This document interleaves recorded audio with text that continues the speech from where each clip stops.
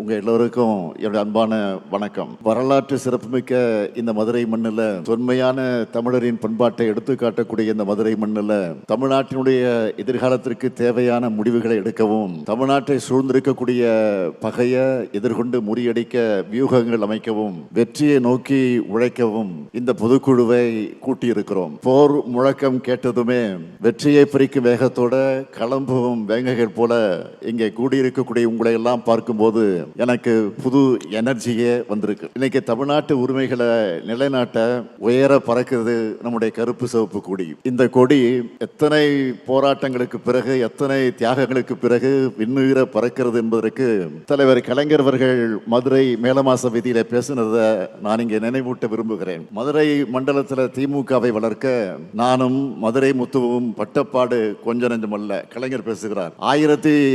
1949 உருவான இந்த திராவிட முன்னேற்ற கழகத்தை வளர்க்க வேண்டும் என்பதற்காக இதே மதுரையில் 100 இடங்கள்ல கொடியேற்றுவதென்று நானும் மதுரை முத்துவும் திட்டமிட்டு கொடியேற்றினோம். அப்படி கொடியை ஏற்றும் போது கொடியின் கயிற்றை எடுத்து என்னிடம் மதுரை முத்து கொடுப்பார். கொடியை ஏற்றும் போது அந்த கயிற்றின் மீது அரிவாள் கத்தி வந்து விழும். அதில் அந்த கயிறு அருந்து விழும். அப்போது என் கையிலும் முத்துவின் கையிலும் ரத்தம் கொட்டும். அந்த ரத்தத்தை துண்டில் ஏந்தியபடியே தொண்டர்கள் எங்களை மருத்துவமனைக்கு அழைத்து செல்வார்கள். அத்துடன் கொடியேற்றக்கூடிய நிகழ்ச்சி முடிந்து விடாது.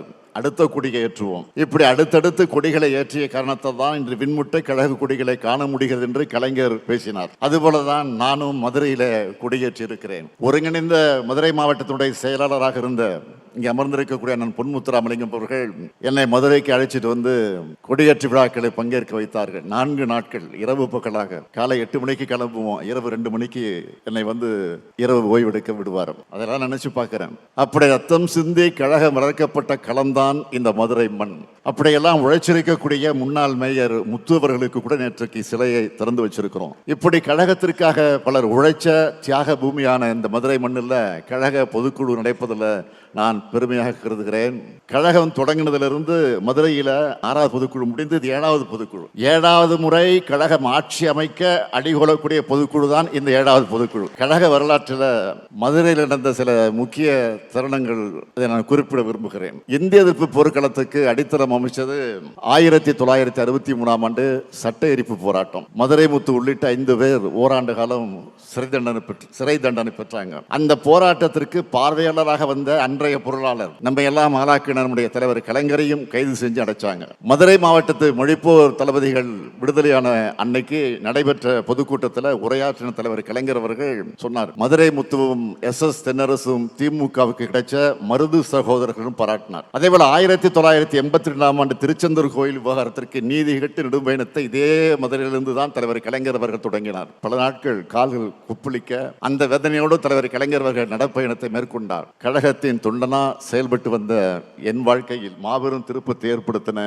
கழக இளைஞரணியை வழிநடத்துகிற வாய்ப்பை பெற்றதும் இதே மதுரையில் இருக்கக்கூடிய ஜான்சி ராணி பூங்காவில் தான். அந்த மாநாட்டில் பேசின தலைவர் கலைஞர் சொன்னார், என் கால்கள் நடையை நிறுத்தாது, நாங்கள் நடந்து கொண்டேதான் இருப்போம்னு சொன்னார். தலைவர் கலைஞர் சொன்ன மாதிரி இப்ப நான் நடந்துகிட்டு தான் இருக்கேன். நம்முடைய லட்சிய பயணம் எப்பொழுது நிற்காது. இத்தகைய வரலாற்று சிறப்புமிக்க இந்த மதுரை மண்ணில் இந்த மாபெரும் பொதுக்குழுவை எழுச்சியோடு ஏற்பாடு செஞ்சிருக்கக்கூடிய நம்முடைய மாண்புமிகு அமைச்சர் மூர்த்தி அவர்களுக்கு என்னுடைய நெஞ்சார்ந்த பாராட்டுக்கள், வாழ்த்துக்கள். மாமதுரை போற்றுதும் மாமதுரை போற்றுதும் என்று சொல்வதை போல மதுரை மூர்த்தி போற்றுதும் மதுரை மூர்த்தி போற்றுதும் தான் பாராட்டுகிறேன். மூர்த்தி சிறிதானாலும் கீர்த்தி பெரிதுன்னு சொல்லுவாங்க. இங்க மூர்த்தியும் பெருசு கீர்த்தியும் பெருசு என்று சொல்லத்தக்க வகையில மிக மிக பிரம்மாண்டமானதாக நடத்தி காட்டியிருக்கிறார் நம்முடைய அருமை சகோதரர் மூர்த்தி அவர்கள். எந்த ஊர்ல நடத்துறோம் என்பதை போல யாரை வச்சு நடத்துறோம் என்பது முக்கியமானது. அந்த வகையில மறக்க முடியாத பொதுக்குழு, மணக்க மணக்க தடபடலார்ந்த இந்த பொதுக்குழு நடத்தி காட்டியிருக்கக்கூடிய மூர்த்தியை தலைமை கழகத்தின் சார்பில் மீண்டும் பாராட்டி வாழ்த்தி நன்றி தெரிவிச்சுக்கிறேன். அவருக்கு துணை நின்ற நம்முடைய அமைச்சர் PTR பழனிவேல் தியாகராஜன், மதுரை மாவட்ட கழகத்தினுடைய செயலாளர்கள் அருமை சகோதரர் தளபதி, சகோதரர் மணிமாறன் ஆகியோருக்கும் மதுரை மாவட்ட கழக நிர்வாகிகள் எல்லோருக்கும் என்னுடைய பாராட்டுக்களை, வாழ்த்துக்களை தெரிவிச்சுக்க விரும்புகிறேன். சித்திரை திருவிழா நடக்கிற நகர்ல திராவிட முன்னேற்ற கழகத்தோட வருடம் முத்திரை திருவிழா இன்றைக்கு நம்முடைய பொதுக்குழு நடந்துகிட்டு இருக்கு. கழகத்தின் இதயமான பொதுக்குழுவை எந்த அரங்கத்துக்குள்ளேயும் நடத்த முடியாத அளவுக்கு மைதானத்தில் தான் நடத்த முடியும் என்கிற அளவுக்கு பறந்து இன்றைக்கு விரிஞ்சிருக்கு. 100 அடி உயரத்தினுடைய கொடி கம்பத்தில் கழகத்தினுடைய கொடி பறக்குது. நூற்றாண்டு விழாவை நோக்கி சென்று கொண்டிருக்கிறோம்னு இந்த 100 அடி கொடி நமக்கு உணர்த்தி கொண்டிருக்கு. மதுரையை சுற்றி கிட்டத்தட்ட 60 கிலோமீட்டர் சுற்றளவுக்கு கருப்பு சிவப்பு கொடி பறக்குது. அந்த காலத்தில் எந்த ஊருக்கு போனாலும் நம்ம கொடி பறக்குதான்னு என் கண்கள் தேடும். தமிழ்நாட்டில் அத்தனை ஊர்லையும் அத்தனை நகரத்திலையும் அதிக கொடி ஏற்றின கைதான் இந்த ஸ்டாலின் கை. நம்மை பொறுத்தவரை பகுத்தறி பகல்வன் பெரியார், அறிவுலக ஆசான் அறிஞர் அண்ணா, தமிழக தலைவர் கலைஞர், திராவிட முன்னேற்ற கழகம், கருப்பு சிவப்பு கொடி, உதயசூரியன் சின்னம், அண்ணா அறிவாலயம், இவைதான் நம்முடைய உயிர். இந்த உயிர்களை கொண்டு உயிரினும் மேலான தமிழ்நாட்டை தமிழினத்தை இதுவரை காத்தது போல இனியும் காப்போம்னு உறுதி எடுக்கிற பொதுக்குழு தான் இந்த பொதுக்குழு. திராவிட முன்னேற்ற கழகம் வழக்கமான அரசியல் கட்சி அல்ல. வரலாற்றில் எத்தனையோ அரசியல் கட்சிகள் வரும் போகும். ஆனால் கொள்கைக்காக தோன்றி லட்சியத்துக்காக தியாகங்கள் செஞ்சு மக்களுடைய ஆதரவை பெற்ற அரசியல் இயக்கம். இந்தியாவிலே முதலாக ஒரு மாநில கட்சி ஆட்சியை பிடிச்ச வரலாற்றை பிடிச்ச இயக்கம் தான் நம்முடைய இயக்கம். எத்தனை சோதனைகள் நெருப்பாறுகள் வந்தாலும் அதுல எதிர்நீச்சல் போட்டு உயர்ந்து நிற்கும். அப்படி இந்த மண்ணில் சமத்துவம், சுயமரியாதை, சமூக நீதி ஆகியவற்றின் அடிப்படையில் எல்லோருக்கும் எல்லாம் கிடைக்கணும்னு உருவானங்கக்கூடிய நாம. இனத்துக்காக உரிமை குரல் எழுப்புறவங்க நாம. கொள்கைக்காக வாழ்கிறவங்க நாம. கொள்கையை பரப்ப கட்சியும் கொள்கையை வென்றெடுக்க ஆட்சியும் தேவைன்னு உழைக்கிறவங்க நாம. தடமாறாத கொள்கை கூட்டம் நாம. அதனாலதான் எந்த கோமாளி கூட்டத்தாலையும் நம்மை வெல்ல முடியல, இனியும் வெல்ல முடியாது. இங்கே கூடியிருக்கக்கூடிய உங்களுக்கு நான் சொல்லிக்க விரும்புகிறது, நான் தொடக்கத்தில் சொன்ன மாதிரி இது வழக்கமான பொதுக்குழு அல்ல. 7வது முறையா வாகை சூட வியூகம் வகுக்கிற பொதுக்குழு. அடுத்த ஆண்டு இதே நேரத்தில் என்ன மாதிரி தலைப்பு செய்தி வந்திருக்கும்னா, 7வது முறையா திமுக ஆட்சி அமைத்தது, கழக கூட்டணி வரலாறு காணாத வெற்றியை பெற்றது, ஸ்டாலின் தலைமையில் 2வது முறையாக திராவிட மாடல் ஆட்சி தொடர்கிறது. இதுதான் தலைப்பு செய்தியா இருக்கணும். அதுக்கான வியூகத்தை வகுக்கிறது தான் இந்த பொதுக்குழு. உங்களுக்கே தெரியும், நான் மமதையில் பேசுறவன் இல்ல, கண்ணு கட்டிய தூரம் வரை எதிரிகளே இல்லைன்னு ஆணவ குரல் சொல்றவன் இல்ல. எந்த காலத்திலையும் எனக்கு ஆணவமோ மமதையோ வராது. என்னை பொறுத்தவரையில் பணிவுதான் தலைமை பண்பின் அடையாளம். சொல்லை விட செயலே பெரிது. வரலாறு காணாத வெற்றியை நாம பதிவு செய்வோம்னு நான் சொல்றது உங்க மேல இருக்கக்கூடிய நம்பிக்கையில தான். உங்க மேல மட்டும் இல்ல, இந்த பொதுக்குழுவுக்கு வராத இரவு பகல் பார்க்காம, வெயில் மழை பார்க்காம, தனக்கு என்ன பயன் பார்க்காம உழைக்கிற கோடிக்கணக்கான உடன்பிறப்புகளை நம்பித்தான் சொல்லுகிறேன். கழகம் இதுவரைக்கும் அடைஞ்ச வெற்றிகளுக்கெல்லாம் நீங்க தான் காரணம். உடன்பிறப்புகளான நீங்க இல்லாம கழகமும் இல்ல, நானும் இல்ல. என்னை தலைவராக உருவாக்குனது நீங்க, என்னை முதலமைச்சராக்கி உயரை தந்தது நீங்களும் மக்களும். உலகத்தில் எந்த கட்சிக்கும் இப்படிப்பட்ட உறுதிமிக்க உழைப்பாளர்கள், தொண்டாளர்கள் கிடைச்சிருக்க மாட்டாங்க. இப்படிப்பட்ட தொண்டர்கள் காத்து நிற்கிறதுனாலதான் 75 ஆண்டு காலத்தை கடந்து நூற்றாண்டை நோக்கி அதே வேகத்தோடு நாம் இன்றைக்கு நடைபெற்றுக் கொண்டிருக்கிறோம். சூரியன் நிரந்தரமானது, அதுபோல கழகமும் நிரந்தரமானது. கழகம் எப்படி நிரந்தரமானதோ அதுபோல நம்முடைய கழக ஆட்சியும் நிரந்தரமானது என்ற நிலையை நாம் உருவாக்கணும். அந்த நிலையை உருவாக்க முடியும். அது உங்களால் தான் முடியும், நம்மால் தான் முடியும். அதே நேரத்தில் சாதாரணமான விஷயம் இல்லை. இன்றைக்கு நாம் அனுபவிக்கிற சோதனைகளும் நெருக்கடிகளும் சாதாரணமானது இல்லை. நாம இன்று மாநிலத்தினுடைய ஆளுங்கட்சி, ஆனால் ஒரு எதிர்கட்சியை போல சோதனைகளும் நெருக்கடிகளும் நம்மை தொடர்ந்து வருது. மாநிலத்தினுடைய முதலமைச்சராக நான் இருந்தாலும் எதிர்கட்சியை போல போராடி கொண்டே இருக்க வேண்டியிருக்கிறது. இது தமிழ்நாட்டின் நலனுக்காக நடக்கிற போராட்டம், மாநில உரிமைகளுக்காக நடைபெறக்கூடிய போராட்டம். அரசியல் எதிரிகள் ஒரு பக்கம், கொள்கை எதிரிகள் ஒரு பக்கம், இன எதிரிகள் இன்னொரு பக்கம், துரோகிகள் அடுத்த பக்கம்னு எல்லா பக்கமும் எதிரிகள். இதுக்கிடையில கட்சியும் ஆட்சியும் நடத்துகிற மாபெரும் பொறுப்பு என் தோளிலே சுமத்தப்பட்டிருக்கு. அவதூறுகள் மூலமாக, பொய்கள் மூலமாக நம்ம வீழ்த்த பார்க்கிறாங்க. அதுக்கு சமூக ஊடகங்களை பயன்படுத்துறாங்க. நான் ஏற்கனவே ஒரு மாதிரி சொன்னது போல திமுகவுக்கு என்றைக்கும் ஊடக சொகுசு இருந்ததில்லை. ஆளுங்கட்சியா இருந்தாலும் சரி, எதிர்கட்சியா இருந்தாலும் சரி, திராவிட முன்னேற்ற கழகம் மேலதான் அதிக விமர்சனங்கள் வரும். திராவிட முன்னேற்ற கழகத்தை ஆதரிக்கிறவங்க கூட சில நேரங்கள்ல எதிரிகளால பரப்பப்படக்கூடிய அவதூறுகளை, போலி தகவலை நம்பி அவங்கள நம்மை தாக்குகிற நிலையை இன்றைக்கு சமூக ஊடகங்களில் பார்க்கிறோம். ஏன் நம்ம ஆதரவு ஆட்களை இது அடுத்தவருக்கு அனுப்புகிற செயலையும் சில நேரங்கள் தங்களை அறியாமல் செய்யறாங்க. ஆனா உண்மை நிலவரம் என்ன? திமுக ஆட்சிக்கு ஆன்டி இன்கம்பன்சியை விட ப்ரோ இன்கம்பன்சி தான் மக்கள்கிட்ட அதிகமா இருக்கு. அதாவது திமுக ஆட்சிக்கு எதிரான அலையை விட ஆதரவு அலை தான் அதிகமாக வீசுது. அது வெளியே தெரியாம மறைக்க, திசை திருப்ப சிலர் நினைக்கிறாங்க. எப்படிப்பட்ட சூழல்ல நாம ஆட்சியில் அமர்ந்தோம் மக்களுக்கு தெரியும். கடந்த அதிமுக பாஜக கூட்டணி ஆட்சியால அதல பாதாளத்திற்கு போன தமிழ்நாட்டை மீட்டிருக்கோம். ஒன்றிய பாஜக அரசு நம்ம உரிமைகளுக்கு எதிரான எத்தனை நடவடிக்கைகளை மேற்கொண்டாலும் அத்தனையும் எதிர்த்து இன்று வரை போராடிக்கிட்டு இருக்கிறோம். நமக்கு நியாயமா ஒதுக்க வேண்டிய நிதியை ஒதுக்காம தமிழ்நாட்டை பொருளாதார ரீதியாக முடக்க நினைச்சாலும் அந்த நெருக்கடிகளெல்லாம் கடந்து மக்களுக்கான நலத்திட்டங்களை நாம செயல்படுத்திக்கிட்டு இருக்கிறோம். பொருளாதார ரீதியான முட்டுக்கட்டைகள், அரசியல் ரீதியான முட்டுக்கட்டைகள், ஆளுநர் வழியாக வரக்கூடிய முட்டுக்கட்டைகள், உரிமைகளை பறிக்கக்கூடிய அபகரிக்கக்கூடிய முட்டுக்கட்டைகள்னு எத்தனையோ தடைகளை ஒன்றிய பாஜக அரசு போட்டாலும் அதையெல்லாம் கடந்து இன்று இந்தியாவிலேயே வளர்ச்சியில் நம்பர் 1 மாநிலமாக தமிழ்நாட்டை உயர்த்தி இருக்கிறோம். 2026 சட்டப்பேரவை தேர்தலுக்கு இன்னும் சில மாதங்கள் தான் இருக்கு. அதனால வழக்கத்தை விட அதிகமா திராவிட முன்னேற்ற கழகத்துக்கு எதிராக, கழக ஆட்சிக்கு எதிராக அவதூறு அம்புகளை மக்கள் மத்தியில எதிராளிகள் வீசுவாங்க. கருத்து கணிப்புங்கிற பேர்ல எண்ணத்தோடு திமுக கூட்டணிக்கு குறைவான சதவிகிதத்தையும், அதிமுக கூட்டணிக்கு புதுசா வரக்கூடியவங்களுக்கு அதிக சதவீதமான வாக்கு சதவீதத்தையும் போட்டு மக்கள் மனசுல அந்த பொய்ய விதைக்க முயற்சிப்பாங்க. சட்டம் ஒழுங்கு சரியில்லை, முறைகேடுகள் அதிகரிச்சிருக்குன்னு பச்சை பொய்ய தங்களுக்கு இருக்கக்கூடிய ஊடக சொகுசு மூலமாக, சமூக ஊடகங்கள் மூலமாக விதைப்பாங்க. இதையெல்லாம் முறியடிக்க நாம தயாராகணும். இதைத்தான் இந்த நேரத்தில் நான் கேட்டுக்கொள்ள விரும்புகிறேன். நான் மேலும் மேலும் தெரிவிக்க விரும்புவது இதுதான் இன்றைக்கு முக்கியமான வேண்டுகோளாக இருக்கிறது. நம்ம அவங்களை விட ஒரு பிழை முன்னாடி இருக்கணும். அவங்களுடைய பொய்களுக்கு முன்னாடி நம்முடைய உண்மை மக்கள்கிட்ட போய் சேரணும். கோடிக்கணக்கான உறுப்பினர்களை கொண்ட பேரைக்கும் நம்முடைய திராவிட முன்னேற்ற கழகம். இந்த பொதுக்குழுவுக்கு அந்த கோடியிலிருந்து 7000 பேர் வந்திருக்கிறீங்க. இது மாபெரும் மரியாதை. காலங்காலமாக கழகத்தை குழைச்சி ஒரு சட்டமன்ற உறுப்பினராகாம, ஒன்றிய செயலராக முடியாம, நகர செயலராக முடியாம, நிர்வாகியாக கூட முடியாம மறைஞ்சி போனவங்க கழகத்தில் அதிகம். தலைவர் கலைஞரை பக்கத்தில் இருந்து கூட பார்க்காம மறைஞ்சவங்களும் அதிகம். ஏன் அண்ணா அறிவாலயத்தோட வாசல்படி கூட மிதிக்காத உடன்பிறப்புகள் அதிகம்.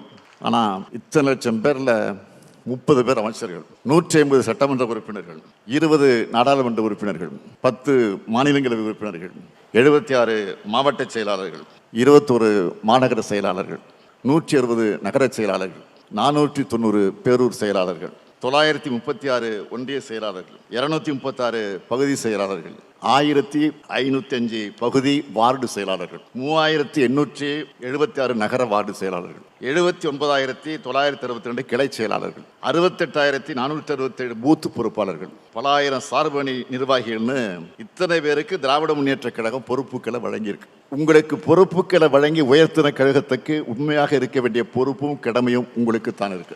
உங்களை வாழ வச்ச கழகத்தை நீங்க வாழ வையுங்க. இந்த இயக்கத்துக்கு உண்மையாக இருங்க. இதுதான் என்னுடைய பணிவான வேண்டுகோள். நான் தலைவராக பொறுப்பேற்றதிலிருந்து நம்ம தொடர்ந்து வெற்றி பெறுவதற்கான காரணங்களை ஒண்ணு, நம்ம கூட்டணி.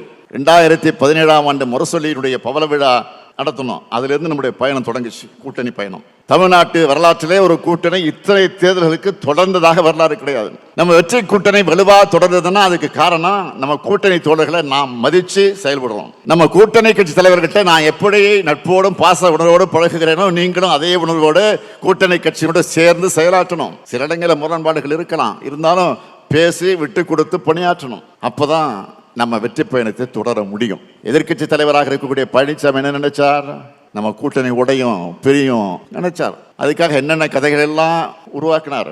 2024 நாடாளுமன்ற தேர்தலில் பாஜகவோட பிரிஞ்சு அது ஒரு நாடகம் நடத்தினார். என்ன காரணம்? நம்ம கூட்டணி அதெல்லாம் உடையும்னு நினைச்சாரு. ஆனா அவங்களோட எண்ணம் ஈடேறல.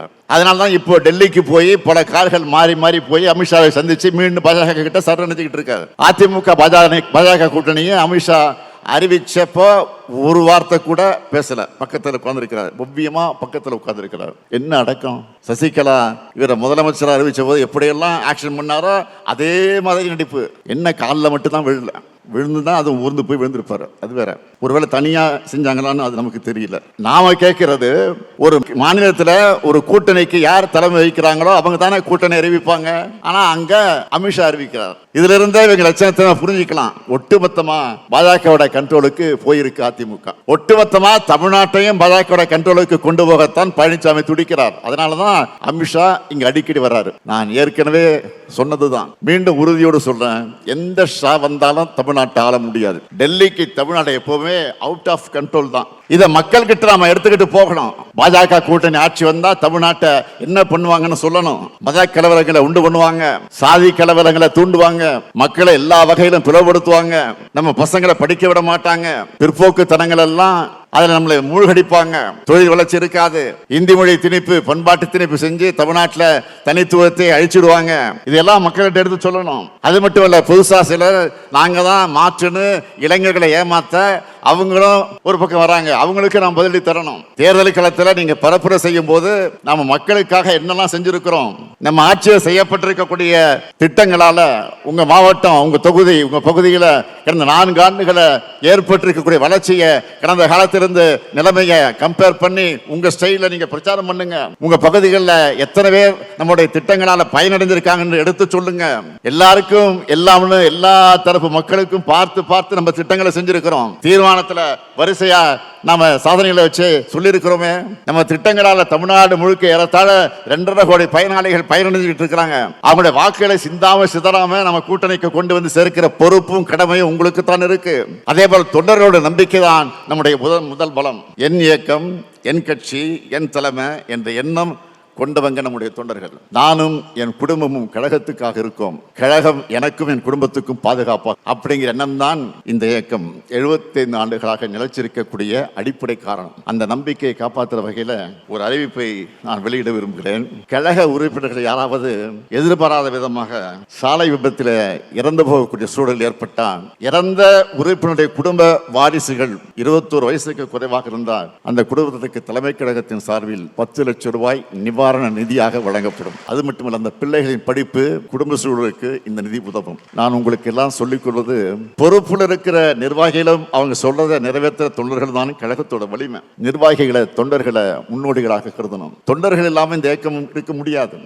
அதுபோல நிர்வாகி இல்லாமல் இந்த இயக்கம் செயல்பட முடியாது. இருவருமே நம்ம குடியில் இருக்கக்கூடிய கருப்பு சிவப்பு போலதான் ஒற்றுமையாக செயல்படணும். மாவட்ட செயலாளர்கள் தங்களுக்கு இருக்கக்கூடிய நிர்வாகிகளையும், தங்களுக்கு கீழே இருக்கக்கூடிய நிர்வாகிகளையும், பொறுப்பாளர்களையும் அரவணைத்து செல்லணும். தாங்கும் தூண்கள் இல்லாம கோபுரம் நிற்க முடியாது என்பதை மனசுல வச்சு செயல்படுங்க. திமுகங்கிற இயக்கம் தொடங்கும் போதே இளைஞர்களால் உருவான இயக்கம். பேரறிஞர் அண்ணாவுக்கு அப்போ 40 வயசு தான், தலைவர் கலைஞருக்கு 25 வயசு தான், பேராசிரியருக்கு 27 வயசு, நாவலர், முதியழகன் அவங்கெல்லாம் இளைஞர்கள் தான். அவங்க அரசியல் களத்திலும் போராட்ட முதன்மையாக இருந்து பல இளைஞர்களை ஈர்த்தாங்க, கழகத்தை ஆட்சிக்கு கொண்டு வந்தாங்க. அதுபோல இங்கே உள்ள நிர்வாகிகளும் இளைஞர்களை கட்சியில நீங்கள் ஊக்கப்படுத்தணும். கழகத்தில் இப்போ 23 அணிகள் இருக்கு. இன்னைக்கு புதுசா 2 அணிகள் உருவாக்கப்படுகிற சட்ட திருத்தத்தை கொண்டு வந்திருக்கிறோம். இதுல பெரும்பாலான அளவில் நிர்வாகிகள் போடப்பட்டிருக்கிறாங்க.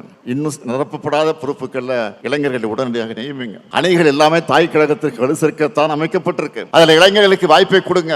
எந்த அளவிற்கு இளைஞர்களுக்கு இடம் கொடுக்கிறீங்களோ அந்த அளவுக்கு கழகத்தில் புது ரத்தம் பாயும். செயல்பாடுகள் வேகமாக இருக்கும், வெற்றி உறுதி செய்யப்படும். தேர்தல் பணிகளை ஒருங்கிணைக்க மண்டல வாரியாக நாம் பொறுப்பாளர்களை போட்டிருக்கிறோம். அந்த பொறுப்பாளர்கள் வந்து சந்திப்பாங்க. புதிய நிர்வாகிகள் எல்லாம் சிறப்பாக செயல்படணும். 234 தொகுதிகளில் பார்வையாளராக நியமிக்கப்பட்டிருக்கக்கூடிய அவங்க பணிகளை அவங்க செஞ்சுட்டு இருக்கிறாங்க. பூத் கமிட்டிகள் அமைக்கப்பட்டிருக்கு. தேர்தலை சந்திக்க கழகத்தோட கட்டமைப்புகளை ஓராண்டுக்கு முன்னாடியே முழுமையாக அமைச்சிட்டோம். இதை வர்ற காலங்களில் செயல்படுத்தினால பெரிய வெற்றியை எளிதா பெற்றுள்ளலாம். முதல் 2 மாதங்களுக்கு உங்களுடைய முதல் பணி என்பது புதிய உறுப்பினர் சேர்க்கை. சிறப்பு தீர்மானம் ஏற்றணுமே. நம்முடைய சட்டத்துறை செயலாளர் எல்நாள் இளங்கோவர்கள் விளக்கம் கொடுத்தாரு. ஓரணியில் தமிழ்நாடு என்ற பேர்ல உறுப்பினர் சேர்க்கை தொடங்கி இருக்கிறோம். வீடு வீடா சென்று உறுப்பினர் சேர்க்கை நடத்தணும். திமுகவின் திட்டங்களை, சாதனைகளை, உரிமை போராட்டங்களை எடுத்து சொல்லுங்க. இப்படிப்பட்ட திமுகவில் இணையறீங்களான்னு கேட்டா ஆமான்னு மனப்பூர்வமாக பதில் சொல்லக்கூடிய வகையில நம்ம விளக்கம் இருக்கணும். இன்றைய நிலையில் கழக ஆட்சியின் திட்டங்கள் போய் சேராத குடும்பமே தமிழ்நாட்டில் இருக்காது. ஒவ்வொரு குடும்பத்திலும் திமுகவுக்கு மகத்தான ஆதரவு இருக்கு. அவர்கள் ஆர்வங்களை கட்சியில் உறுப்பினராக நீங்க சேர்க்கணும். மாவட்ட கழக செயலாளர்கள் புதிய உறுப்பினர்களை சேர்ப்பதற்கான படிவத்தை விரைவில் அறிவாலயத்திற்கு வந்து நீங்க பெற்று செல்லணும். இந்த பணியை நானே தொடர்ந்து ஆய்வு செய்வேன். இங்க வந்திருக்கக்கூடிய நிர்வாகிகளுக்கு நானே போன் மூலமாக தொடர்பு கொண்டு பேசுவேன். அப்ப எவ்வளவு உறுப்பினர் சேர்க்கை செஞ்சிருக்கீங்கன்னு நீங்க சொல்லணும், சேர்த்திருக்கீங்கன்னு. இந்த பணியை மிக சிறப்பா நீங்க சிறப்பா செய்வீங்கன்னு நான் முழுமையாக நம்புகிறேன். என்னை பொறுத்தவரையில் இங்க எல்லோரும் உறுதிமொழி எடுக்கணும். என் வாக்குச்சாவடியில் திராவிட முன்னேற்ற கழக கூட்டணியை வெற்றி பெற வைப்பேன். என் தொகுதி வெற்றி தொகுதி என்ற உறுதிமொழியை எல்லோரும் எடுத்துக்கிட்டு செயல்படணும். பாஜக கிட்ட இருந்து தமிழ்நாட்டை காப்பாத்துகிற கட்சி கட்டமைப்பை கொள்கை பிடிப்பும் வலிமையான தலைமையும் நம்ம கிட்ட மட்டும்தான் இருக்கு, வேற யார்கிட்டும் கிடையாது. இந்த நேரத்தில் இங்கே ராஜா அவர்கள் பேசுகிற போது நீலகிரி மாவட்டத்தில் நான் சுற்றுப்பயணம் செஞ்ச போது ஒரு சம்பவத்தை எடுத்து சொன்னார். அதே போல இன்னொரு சம்பவம் சொல்லுவார் என்று பார்த்தேன், நான் சொல்லுகிறேன். அது நீலகிரி மாவட்ட சுற்றுப்பயணத்தை முடித்து விட்டு மேட்டுப்பாளையம் வழியாக நான் கோவைக்கு வந்து கொண்டிருக்கிறேன். வழியெல்லாம் மக்கள் நிற்கிறார்கள் சாலை ஓரங்களில். எல்லாரையும் பார்த்துட்டு போகிறேன். எனக்கு விமானம் கொஞ்சம் லேட்டாக வருது, அதனால் கொஞ்சம் மெதுவாக வாங்கினு அங்கேருந்து தகவல் வருது கோவைக்கு. அதனால் ரொம்ப ஸ்லோவாக 4 பேர்லாம் இன்னும் பேசிட்டு வர்றேன். வேகமாக போகல, மெதுவாக வந்து ஒரு இடம் பார்த்துட்டு வந்துட்டு இருக்கேன். அப்போ ஒரு 10 பேர் 15 பேர் ஒரு இடத்துல நின்றுட்டு இருக்கிறாங்க. என்னன்னு கேட்குறேன். கையில் ஒரு பேப்பர் வச்சுருந்தாங்க. நான் பெட்டிஷன் நினச்சி கொண்டாமா, பெட்டிஷன் தானே கொண்டாங்கன்னு கொடுத்தாங்க.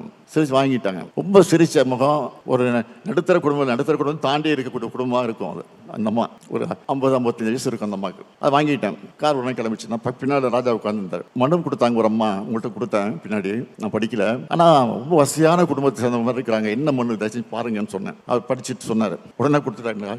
ஆச்சரியத்தோடு கொடுத்தாரு. பார்த்தீங்களா என்னன்னு பார்த்தா எழுதியிருக்கிறாங்க. ஒரு ஆசிரியர், ஆசிரியர் என்ன சொல்றாங்கன்னா, நான் திமுகவை வெறி பிடித்தவர், இந்த ஆட்சி பல திட்டங்களை செஞ்சுக்கிட்டு இருக்குன்னு வரிசையாக திட்டங்கள்லாம் சொல்லி இதெல்லாம் நிறுத்துறதுக்கான முயற்சி நடந்துகிட்டு இருக்கு, தயவு செஞ்சு விட்டுறாதீங்க. எங்கள் உறவினர்கள்லாம் மாற்று கட்சி தான், எதிர்கட்சி தான், நான் மட்டும் தான் திமுக, நான் சமாளிச்சுட்டு இருக்கேன், தயவுசெய்து நீங்கள் எப்படியாவது நீங்கள் தான் ஆட்சிக்கு வரணும், இது என்னுடைய வேண்டுகோள் அப்படின்னு எழுதி விட்டுருக்காங்க. வேற ஒன்றும் இல்லை, மனுவில் கோரிக்கையே இல்லை. இதுதான் ஆச்சரியமாக படிச்சு. அப்போயே காரில் போயிட்டு இருக்கும் போதே அவங்களுக்கு செல் நம்பர் எழுதியிருந்தாங்க, குறிச்சிருந்தாங்க. அந்த செல் நம்பருக்கு உடனே ஃபோன் போட்டு நானே பேசுகிறேன். ரொம்ப மகிழ்ச்சியாக பேசுகிறாங்க. எப்படியாவது விட்டுறாதீங்க. இப்போ கூட வாரத்துக்கு 2 முறை ஃபோன் பண்ணிகிட்டே தான் இருக்கிறாங்க. நானும் பேசிக்கிட்டு தான் இருக்கிறேன். எதுக்காக சொல்கிறேன்னா, இன்றைக்கி மக்கள் இன்றைக்கு திராவிட முன்னேற்ற கழகத்தின் மீது அந்த அளவுக்கு நம்பிக்கை வைத்திருக்கிறாங்க. ஆக நம்முடைய பணி என்பது முடிச்சிட்டோம். தேர்தல் இது மட்டும் போதாது. பூத்தளவில் ஜெயிக்கிற வாக்குகள் தான் தொகுதியில் வெற்றி பெற வைக்கும். தமிழ்நாடு முழுக்க எத்தனை உட்கட்டமைப்பு பணிகள் நடந்துட்டு இருக்குன்னு நம்மளுக்கு தெரியும். அதெல்லாம் தொய்வில்லாமல் சொன்ன தேதியில் முடிக்கப்பட்டு செயல்பாட்டுக்கு வரும்னா மீண்டும் நாம தான் ஆட்சிக்கு வரணும்னு புரிய வைங்க. ஜூன் 1 வாரத்திலிருந்து என்னுடைய பணி என்னன்னா, கழக நிர்வாகிகளை தொகுதி வாரியா அண்ணா அறிவாலயத்தில் நான் சந்திக்க போறேன். அப்ப இன்னும் விரைவா 1-to-1 பேசலாம். ஒவ்வொருத்தருக்கும் ஒவ்வொரு பொறுப்பு நான் வழங்கி இருக்கிறேன். அதை சிறப்பா எந்த விமர்சனம் இல்லாம செஞ்சு காட்டினா அதை விட எனக்கு மகிழ்ச்சி இருக்க முடியாது. எனக்கு தெரிஞ்சது அரசியல் மட்டும்தான். தலைவர் கலைஞரா இருந்தா கவிதை எழுதுவார், கதைகள் எழுதுவார், சினிமா வசனம் எழுதுவார், இலக்கிய மேடைகளை கலக்குவார், பேசுவார். ஆனா நான் அரசியல் உழைப்புன்னு வளர்ந்தேன். டிவி பார்த்தா கூட நியூஸ் சேனல் தான் பார்ப்பேன். சோசியல் மீடியா பார்த்தாலும் அரசியல் செய்திகளை பேட்டிகளை தான் பார்ப்பேன். ஒருத்தரை நம்பி பொறுப்பு படிச்சுட்டா அவங்க அதை சிறப்பாக செய்யணும். தலைவர் சொன்னதை அந்த பணியை முடிச்சுட்டோன்னு வெற்றி பெற்றோன்னு சொல்லணும். நான் அவங்க கிட்ட இருந்து எதிர்பார்க்கிறது அந்த வெற்றி செய்தியை மட்டும்தான். நான் கொடுத்த பொறுப்பை சரியா செஞ்சு அந்த வெற்றி செய்தியை தாங்க என்பதுதான் என்னுடைய இந்த பொதுக்குழுவுடைய செய்தி. திராவிட முன்னேற்ற கழகம் இருக்கும் வர, இந்த முத்துவேல் கருணாநிதி ஸ்டாலின் இருக்கும் வர, டெல்லி படையெடுப்புக்கு ஒருபோதும் தமிழ்நாடு வீழாது. தமிழ்நாடு போராடும், தமிழ்நாடு வெல்லும். பொதுக்குழுவில் தொடங்கி இருக்கக்கூடிய இந்த பயணத்தை சட்டமன்ற தேர்தல் வெற்றி விழா பொதுக்கூட்டத்தில் நாம் நிறைவு செய்யணும். அதில் மீண்டும் ஒன்னா சந்திப்போம் என்று கூறி விடைபெறுகிறேன். நன்றி, வணக்கம்.